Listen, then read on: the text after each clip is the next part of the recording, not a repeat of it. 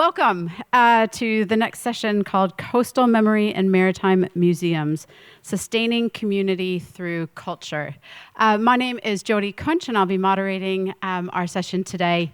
I'm a New Zealand-based social entrepreneur and fractional executive in the Blue Economy, and one of those recent roles has been setting up Moana Nui, which is our first Blue Economy cluster there, but very much focused on social and environmental resilience to support our businesses. So I'm really excited to have the chance then to moderate this and hear what all of our panelists have to say. In particular, because we're going to use this time to dig into the importance of identity and memory and community, about connection to the past, to each other, and to the seas. So for the next about 40 minutes or so, we are going to explore how sustaining maritime heritage is essential to building resilient and inclusive maritime futures. We've got a couple of questions here that we're going to run through first, and then we still are going to save 10 minutes at the end for you to ask some extra questions.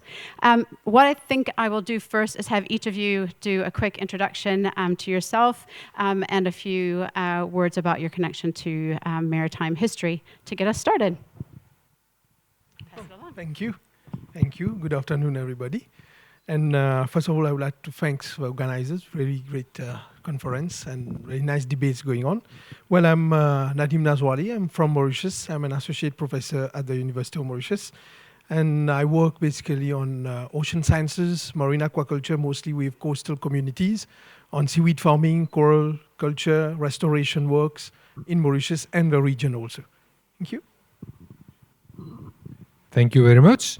And I would also like to thank the organizers for the invitations. Great to be here. Great to experience India and Mumbai for the first time.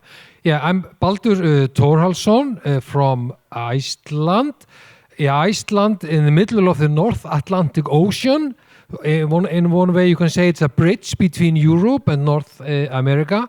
I'm professor of political science and research director at the Center for Small State Studies. I am mainly focused on the Nordic states' foreign policies, Iceland's foreign policy, and Iceland being a small island in the middle of the ocean, of course, has greatly affected its foreign policy choices. And what I discovered as well, after thinking about this panel, is that the heritage site that I and my family run in the south of Iceland is closely linked to our maritime heritage, because we tell this story there about Irish monks that sailed the North Atlantic Ocean on skin boats in the 5th century and settled Iceland before the Vikings. Maybe more about that, a bit more about that later. Thank you. Hello, I'm Ishita, representing Port of Denmark. Port of Facebook from Denmark. And I'm also a researcher at Aarhus University, primarily researching on maritime energy systems. I'm primarily looking into different kind of sustainability models that involve different dimensions and sustainable heritage, including maritime heritage being one of them. And taking a bit from the professor, also preserving the Viking heritage that Denmark is very proud of, for sure. Thanks. My name is Pierangelo Campodonico, and I am the director of the Maritime Museum of Genoa, Galata Museo del Mare, and also director of the National Italian Immigration Museum, because immigration and navigation for the Italians is two matters very, very nearly. I am also the vice president of the Association of Maritime Museum of the Mediterranean. And so thank you for this invite. Hello, everyone. It's a pleasure to be here. I'm Joan Momanyi from Kenya. I'm the managing director of CODIO East Africa. CODIO East Africa in full is Coastal Ocean Research and Development of the Indian Ocean. And we do carry out marine research across the Western Indian Ocean region. And as CODIO, we use the research to inform policy from the local level all the way to the global level, as well as use that research to kind of inform the conservation actions on the ground with the communities. Thank you so much. Good afternoon. Malwande Ngalichana. I work for the South African International Maritime Institute based in South Africa, an institute that is responsible for the coordination of maritime education and training, as well as research, innovation, and technology. So we're based at Nelson Mandela University in there. We're a government-funded entity. So yeah, part of the work that I do is managing two departments, the advocacy department, but also on the communication side. So on the advocacy part, I also lead the stakeholder partnerships in that regard. Yeah, I think that's it for now. Thank you. Thank you. So we've got a very diverse set of perspectives into maritime history. So what I might do is, Pierangelo, I might start with you first. So we've got museums and research and communities all included in this. Is what is the connection, if any, between the promotion of maritime heritage and the inclusiveness and effectiveness of the blue economy? But thank you for this. I began this profession of same director 40 years ago. In this time, Maritime Museum didn't exist, only Naval Museum. In this type of museum, the focus is the ship, its evolution, its stories, also the navy of this country. Naval Museum usually arose in Western capitals and celebrated the history of their respective nation. They had a nationalistic and propagandistic approach.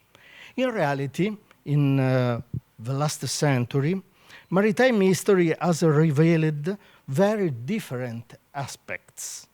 The sea is a place without border. Coastal communities live in a constant state of exchange. They exchange goods, exchange men and women, the migration, and exchange also beliefs and way of life. They exchange words, the language of the coastal communities acquires words and expressions from other communities. To navigate and trade, official languages are not enough. Needs a common language. In the Mediterranean, we call it lingua franca. Communities exchange technologies like shipbuilding, like fishing techniques. For this reason, new generation of maritime museum in the last 30 years have emerged, seeking the common thread that unites beyond a nationalistic approach. See at the crew of today's merchant ships. They are a microcosm of different nationalities, languages, and cultures. In this sense, a new generation of maritime museums are inclusive.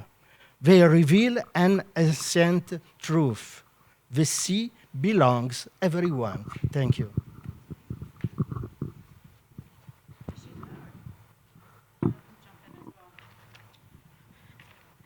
I would just like to have a question repeated one more time.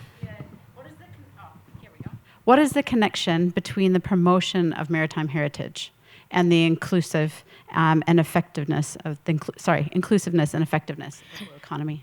I think the connection is quite deep and quite significant and quite historic, if I may say so. Maritime heritage is pretty important. Our past is as important as we are building for the future, because there is from where we have gained the experience and the know-how to do where we are heading to. In Esbjerg, from where I'm coming, we are very proud to say that the tradition defines the transition. So we are transitioning into the future, but we are taking learnings from the traditions, and we have not forgotten ourselves from where we come, for what the character the city and the port used to hold 100 years or 150 years ago. And also we are very, very closely linked with the past traditions, the past monuments, past buildings that are there. We work very, very closely with the Maritime Museum now, previously called as Naval Museum as well in Espia. So yeah, that's my my opinion on that one. Okay, thank you. I would like to focus on Iceland that I'm most about.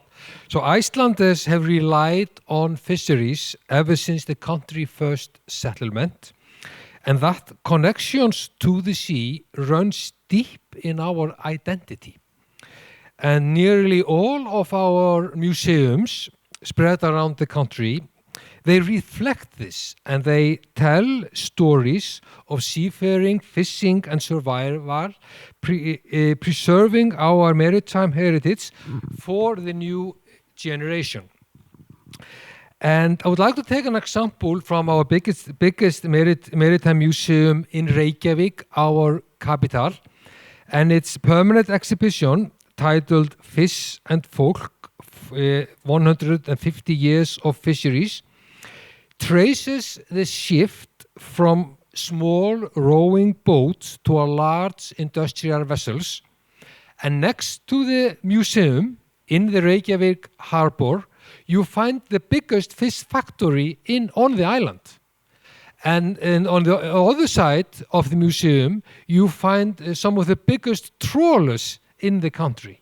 So at the same place, you have the biggest fish factory, the biggest maritime museum, and the biggest trawler. I find that quite fascinating. So you can both look at the past and enjoy the present and the blue economy all at once. Thank you. Thank you. Yeah, thank you. I mean, for too long, policy frameworks have prioritized top-down development models, often overlooking the very people who interact daily. For example, the ocean, with the ocean, fishers, artisanal seaweed farmers, coastal restorators, gardeners, and coastal tourism operators have historically played a silent role in sustaining marine resources. Yet their knowledge system, innovations, and life experiences remain underutilized in the formal blue economy discourse. Now, I believe it's time that we flip the script, take into consideration our long history, and also value those history so that we can officially move forward with a blue economy sustainable for all. Yeah. Thank you. Can I just add to what Nadima said, actually? So just speaking from the Western Indian Ocean region and maybe just focusing a bit more on Kenya, when you talk about inclusivity in the blue economy, a big part of it is beyond just saying integrating social capital. It needs to be, beyond just saying acknowledging it, you need to integrate it. Integrate social capital, and social capital here we're talking about the traditions, the culture, the language. And once you do that, then you're actually able to build trust within the community. And that's only then and only then we can say we are moving towards a sustainable blue economy. And here, when we talk about sustainable blue economy, of course, we talk about thriving planet, thriving people, thriving planet. Yes, thank you. Oh, thanks so much once again. I think to your question, we need to recognize the fact that the maritime heritage, it has not been documented in a manner that reflects, one, inclusivity, but secondly, looked at as an economic sector. Because I'm linking this with your question of inclusivity, effectiveness, connection with the blue economy. And I think that part is an important part that we must talk about. In South Africa, with the operation package, so there's a government strategy that looks into what we term oceans economy. I know we had a discussion about oceans economy, blue economy, maritime, which are being used interchangeable. But in our context, we've recognized that there's a sector of the economy called coastal and marine tourism. And in it, we realize that the maritime heritage sits in there as a subsector of the economy. And if you have it documented, one, but also you've got also physical, which is tangible and untangible, maritime products, they are then able to draw tourists into those areas, those museums. For instance, in South Africa, we've got one in Durban that depicts the picture of the seafaring. So that museum it's a maritime museum, talks about the seafaring side of things. If you move to Western Cape in Cape Town, you also have another museum in Simonstown that talks about the naval base kind of history. So I think it's an important one that does draw tourists in it. And if you've got tourists that are visiting those museums, effectively it means that there is some economic gains out of it. People, book, transport, accommodation, and so on within those areas.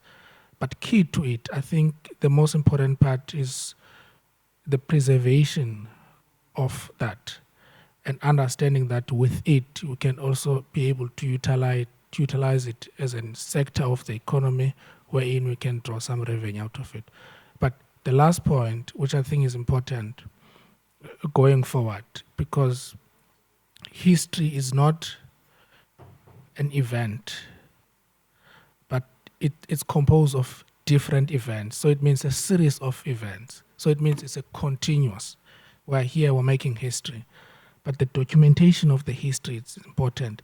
Is very important, and the person who documents that history is also important, because a history can be distorted, or the narrative can be distorted to favor a particular narrative.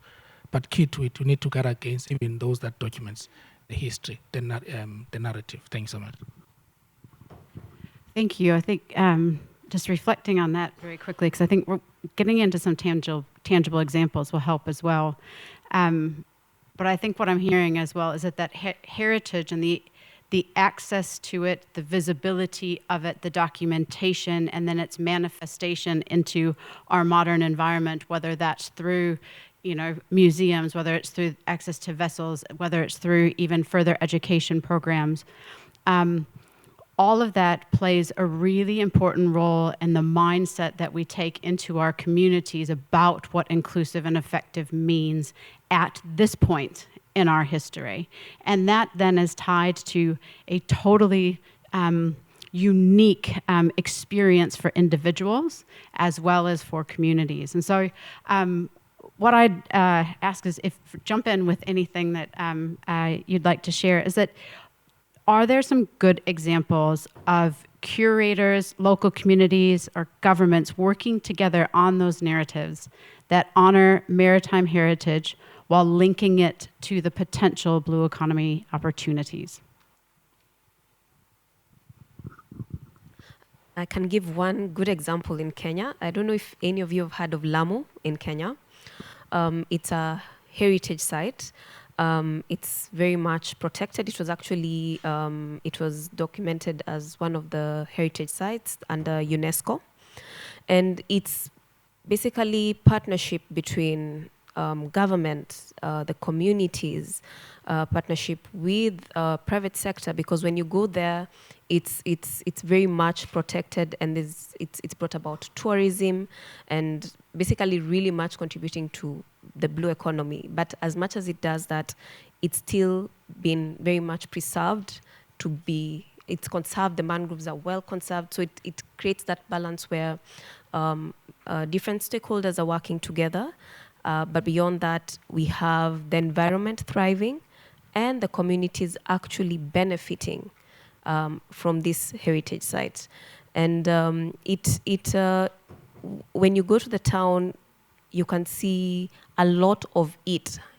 It initially was there during the trading season, probably I don't know how many centuries ago, but it's very much retained as it is. The buildings, the architecture, the language, the mode of transport is through donkeys. Like it's very much been preserved as it initially was. And also just to add that, of course, there's also potential for more to happen in terms of infrastructure, more benefits to the communities, of course, bringing in private sector. So there's much more to be done, but I do believe that it's one of those very good examples of how maritime heritage can be preserved, and now it's really contributing to the blue economy. Thank you. Yeah. Example in Mauritius, mainly one of my projects I've been involved with community-based reef restoration. Well, we have in several places where we have local communities and school children together, but we are transplanting and restoring the coral reef. And these actions also, I would say, the efforts not only restore the damaged reef, but also foster ocean literacy, community pride, and sustainable livelihoods through ecotourism and citizen science, because it is both academia and the ecotourism and the coastal communities together. And importantly, these projects often operate outside the therapeutic, traditional bureaucratic frameworks, reflecting a model of action oriented between the local communities and academic world.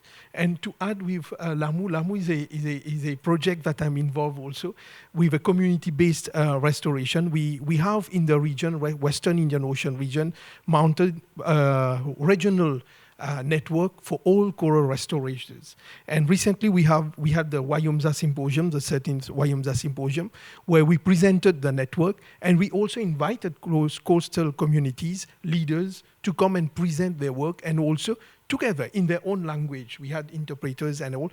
It's not just having stakeholders, but to integrate them as stewards for these projects. Together, we make that difference. Thank you. I would like to give an example, a live example. I had myself been a part of. Port of SPR shares or has a coastline of Wednesday, which is a UNESCO heritage site. So 2 years ago, we needed to dredge the channel in order to accommodate the larger vessels. That was the regional requirement and also the national requirement. And there, it was really enthusiastic and also pleasing to see how the entire community, the locals, the union representatives, the government, and the different stakeholders came together. How can we preserve the heritage site that is still there, not having any impact on the aquatic and sea life, and at the same time dredge the channel in a way that it is more sustainable and it could contribute to the blue economy. I was leading that project myself, so I have been into talking to the people, to the school children, to university researchers, to stakeholders, to politicians, and everybody had one perspective that we need to save our heritage because this is what we are very, very proud of. And 2 years later, we have dredged the channel. We will accommodate new vessels going forward without the heritage site being disturbed and it still being the way it was 150 years ago. And also, I would like to mention that there are some buildings. Port of Esberg, as a character, used to be a fishing harbor.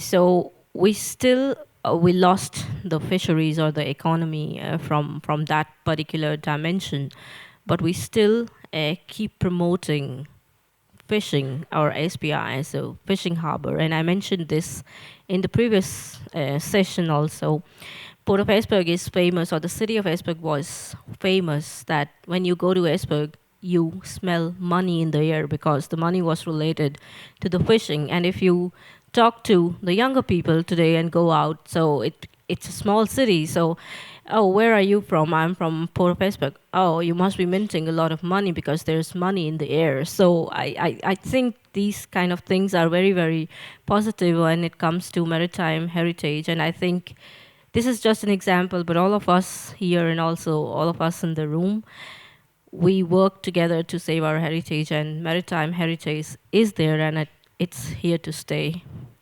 until the earth stays, if I may say so.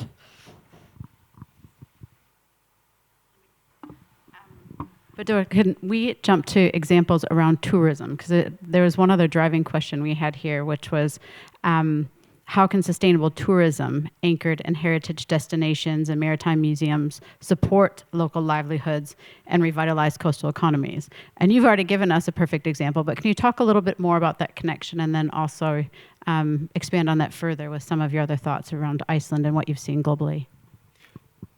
Yes, I think the islands in the North Atlantic are a perfect examples of like small museums, maritime museums in villages that tell stories about sea hunting and oral history of these fishing villages. At the same time, they tell the present story of the importance of keep hunting whales and seals as they see it. So they both preserve. The villages want to preserve their present way of life and connect it with their history and the past. And then if I move closer to my family heritage site, and we Icelanders, like the Danes, we claim to be Norse Vikings. However, if you look at Icelanders' DNA, this isn't all true. We are more Irish than Vikings. We are more Irish than Norse. And so many of us don't really want to admit that. But this is what the latest DNA research indicates. And what we have discovered on my family heritage sites, we have 12 ancient man-made caves made by Irish people well before the Nordic Norse Viking settlement in the island. And the Irish came by small skin boat, sailed through the North Atlantic Ocean all the way to Iceland. And it was so interesting, the Irish and the Armenians were the first European nations to be Christian. And they had the mission to go around the world and Christian the rest of the population. And the Irish did not look at the sea as a barrier. They look at the sea as an opportunity to sail around the world and find some pagans and Christian them. So it's so important how we look at the sea and the ocean. Do we look at it as a barrier, or do we look at this as an opportunity to explore, preach, if I can say so? And we are using our heritage sites to rediscover, I would say, our heritage, our roots, Irish roots, that we have much more in common with the peaceful Irish monks and Vikings than the violent Vikings. We still have Viking graves, a lot of them in the port area as well. We have preserved them very well. So I just want to add very quickly, when we talk about heritage, maritime heritage, during World War II, there were some bunkers that Germans built on the west coast of Denmark. We are also preserving that, and now in the port area, those bunkers are actually used as hiding Friday bars. So if you're bored at work, you can just go down the bunker. There is a big bar there, and you can get drunk and never get. So we are doing a lot to preserve our heritage, and not just, and that's how we are supporting the local smaller businesses that are manufacturing their own beer, and to promote in that way. So yeah, but we have Viking graves. All right. Moana, I might pass to you. One of the things that's actually sticking with me right now, as well as coming from New Zealand and our ancestry with Maori and colonialization, is that narrative of maritime history is incredibly important. It's how we introduce ourselves. We start by saying how we arrived in the country by canoe as Indigenous people. And how that now is evolving, and I would say in some ways maturing, it also is very difficult to address those conversations sometimes in how we present our maritime heritage and narrative. So I'm just wondering through, and especially through the work that you're doing with development and education and training, is how, or do you have examples of how we as people active in those conversations can ensure that the full narrative is part of our conversations for inclusion and not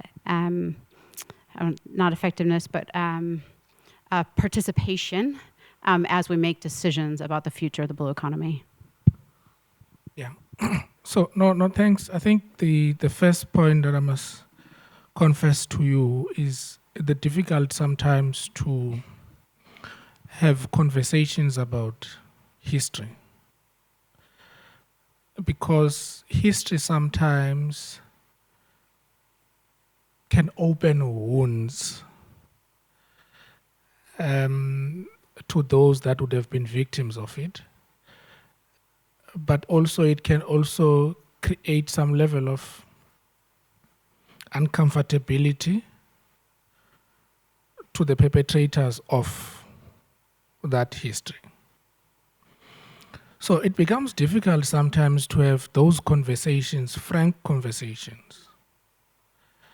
And of course, these complexities, they also translate into the level of narration of the history itself. So those that would have been victims of the history, they're going to write it in a way that reflects their emotional being. And they would want to preserve what they consider to be relevant to them. Similarly, to those that would have been perpetrators, they would want to keep a history that speaks about the good side about them, neglecting the other side about those who would have been victims of it.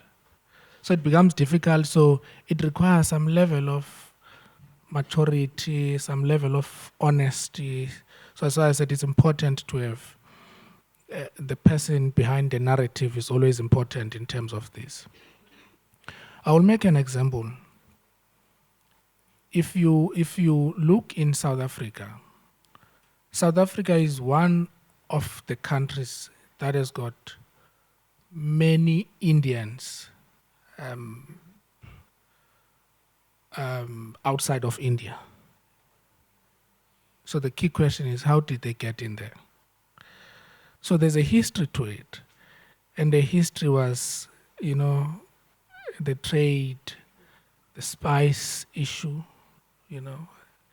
So they were traveling via South Africa. And some of them, they found a place to stay. And if you go to Durban, which is the western side of, the eastern side of South Africa, you'd find a population of Indians in there. And if you trace their history is maritime history, because they went into South Africa as part of the trade route they were selling. So they found space, they established themselves, and they are happily there, and they are part of the group in South Africa. Now, the other part about the maritime history that we talk about, which might not be as beautiful as one others would want to talk about, the issue of slavery. That's part of maritime history, documented, though you will sometimes not see the physical products, as tourism product, if you like. But the slave trade, it's part of the maritime history, that you find other people in other countries, like what you were saying, of a different origin, but you find them in other countries. But if you trace the history of them, they went to those countries via the ships during the slave trade and so on. So that's part of the history That's part of the maritime heritage. But if you like, let me just make another point, the last important point, which I think is important for communities to really benefit out of it, is a question of the indigenous knowledge systems. As part of conservation, I think that's the right word for blue economy perspective. There's always a narrative that the societal problems, environmental problems, climate-related problems, and so on can only be addressed through scientific measures, neglecting the part about the indigenous knowledge systems that have been there before to manage such things. A case in point, on the fisheries, the preservation of fish and the preservation of certain areas along the coast, the use of MPAs. Sometimes MPAs are a top-down approach kind of a thing. But if you were to look at how the people used to live along those areas, knowing when to fish, what to fish, if it's a bycatch, they know that they need to throw in there. That information is not documented, but it's part of what they know in their community. So I think in our quest to discuss issues about the maritime heritage, it's important to also consider the issue of indigenous knowledge systems that have been utilized in terms of preserving that. Because if we talk about that, it means that we'll be able to then preserve and have the history, maritime history, properly documented. Let me leave it there. Thank you so much. Thank you. Pierangelo, can I come to you with one last question before we open it up to others? Would you have some advice for those in the room thinking there's quite a variety even amongst us as well, whether from a policy perspective, government perspective, it might be those that are involved in community initiatives or even private sector, around how they can participate or support the inclusion of the diversity of narratives of the past and into the future while working together with the museums and other archives that we have around the world? Yes. But we have in Mediterranean two beautiful examples of collaboration from country, territories, communities, and maritime museum.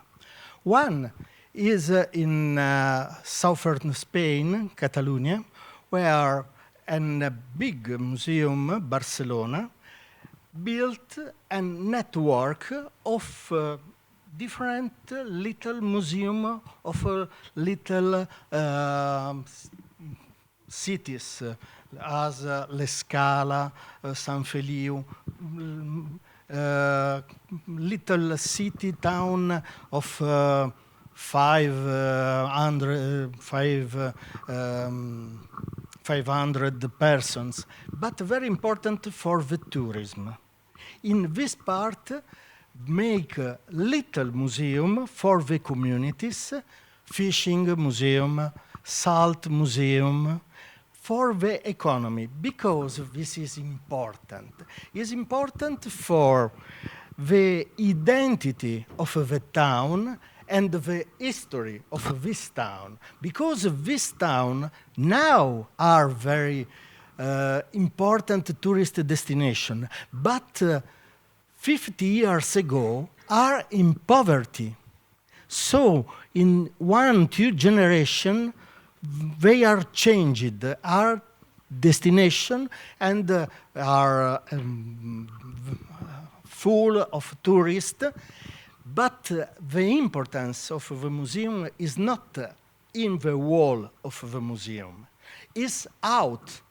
Is in the preservation of the boat, is in preservation of the fishing, is in the preservation of the tradition, so the intangible heritage maritime. This part is festivals, regattas, because it's not important to preserve a boat if are in a museum. The boat is born for the sea, not for the museum. Thank you very much. I think we have time perhaps for one question. Is Is there anybody that would like to ask a question of the panel? Yes. There's a microphone just next to you. Thank you. I had a question. We're talking about coastal memory, we're talking about preserving our culture and our identity. But with the climate change that's happening, there are some cities who are on the verge of collapsing or even losing their identity and existence. So there are some countries who are going to even lose their existence and identity itself, like the coastal cities, for example, even Mumbai, for example, it's there are predictions that in some years it may sink totally, and we're discussing about coastal identities. So how do we connect the climate change and the role of coastal identity, coastal memory and museum in it?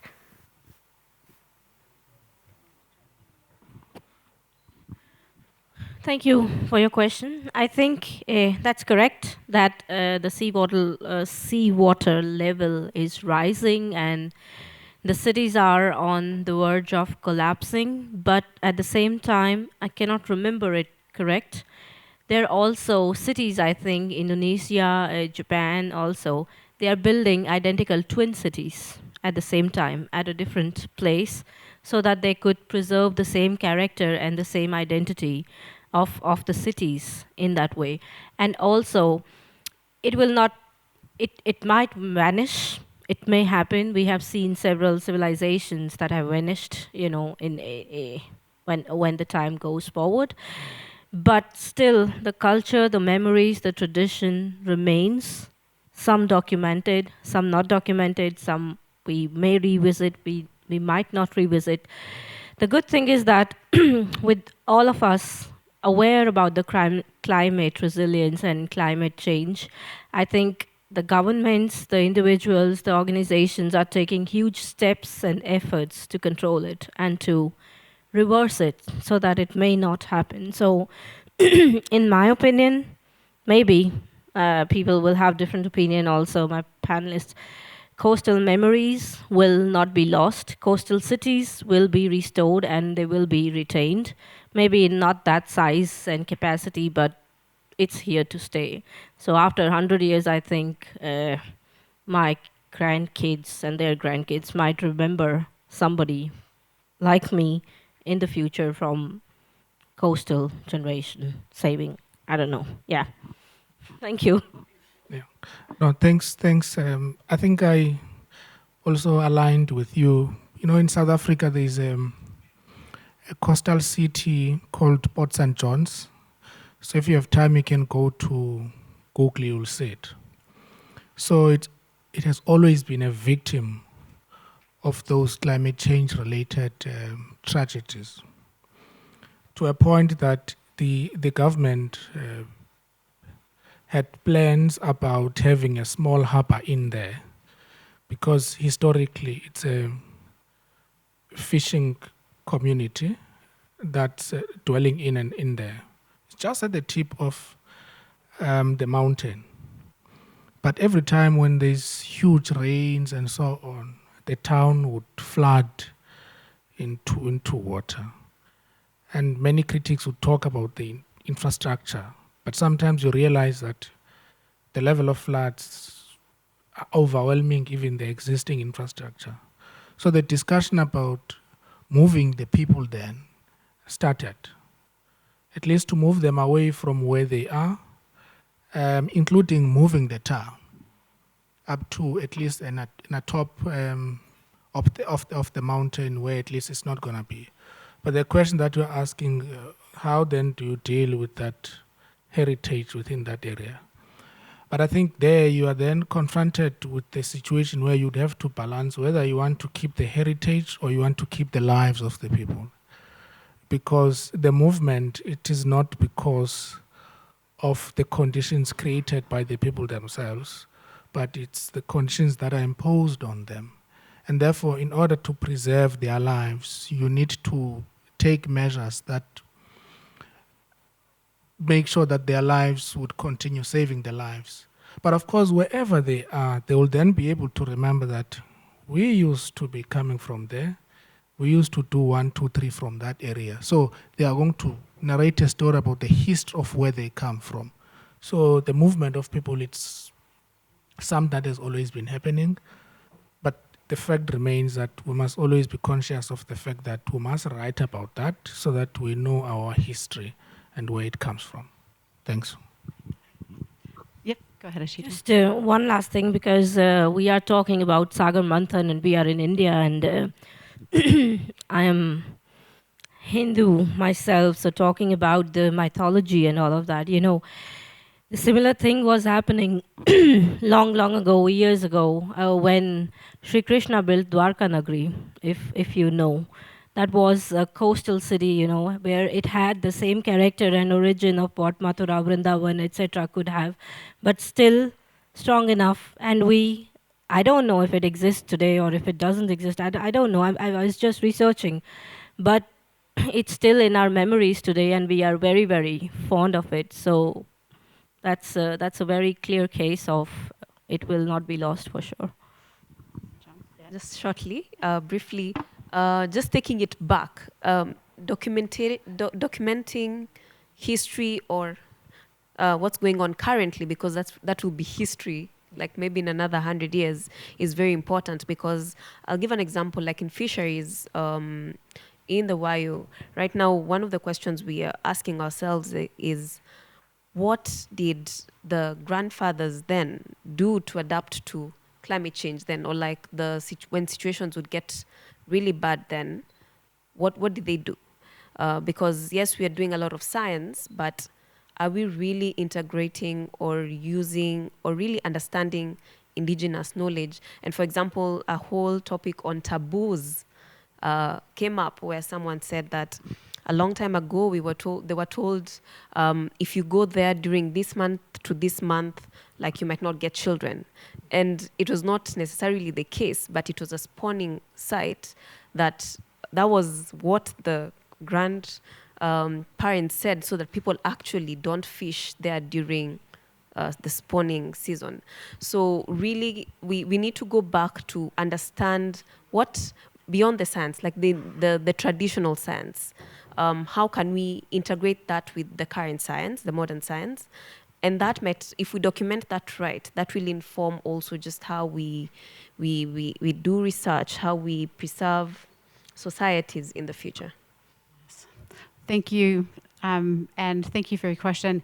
Thank you all for joining us for the panel this afternoon. Also, a thank you to the organizers for creating space in the dialogue to talk about maritime history and identity and memory, and how important that is to the decisions that we all participate in now about the future of of an inclusive and effective blue economy. So thank you to our panelists. And yes, we're all ready to wrap up. Thank you very much.